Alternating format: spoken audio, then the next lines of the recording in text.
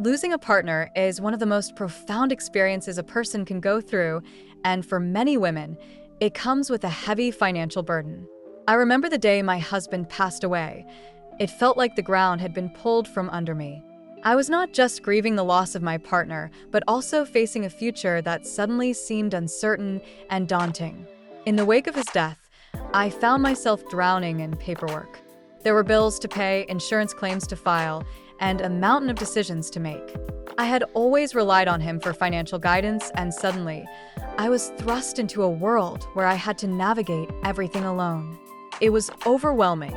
I remember staring at our bank statements, feeling like they were written in a foreign language. One of the first challenges I faced was understanding our finances. I had to learn about our investments, retirement accounts, and debts. It was a crash course in financial literacy that I never signed up for. I realized I had to take control, not just for myself, but for my children.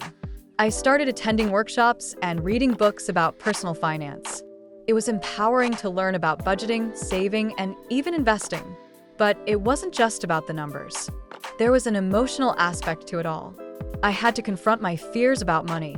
Would I be able to keep our home? Would I have enough to support my kids? These questions haunted me.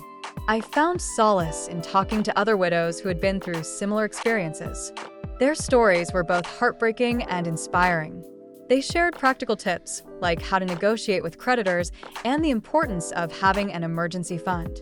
One thing I learned was the importance of community. I joined a local support group for widows, and it was a lifeline. We shared our struggles, our victories, and yes, even our financial blunders. There's something incredibly healing about knowing you're not alone in this journey. We laughed together, cried together, and most importantly, we supported each other in rebuilding our lives. As I navigated this new reality, I also discovered the power of resilience. I learned to embrace my independence. I started budgeting, tracking my expenses, and even exploring side hustles to supplement my income. It was liberating to take charge of my financial future. I began to see money not just as a source of stress, but as a tool for empowerment. Now, looking back, I realize that while the journey has been tough, it has also been transformative. I've learned to advocate for myself and my children. I've become more confident in my financial decisions. And while I still miss my husband every day, I know he would be proud of the woman I've become. Financial difficulties after losing a spouse are real and challenging, but they can also be a catalyst for growth. It's a journey of learning, healing, and ultimately, finding strength in the face of adversity.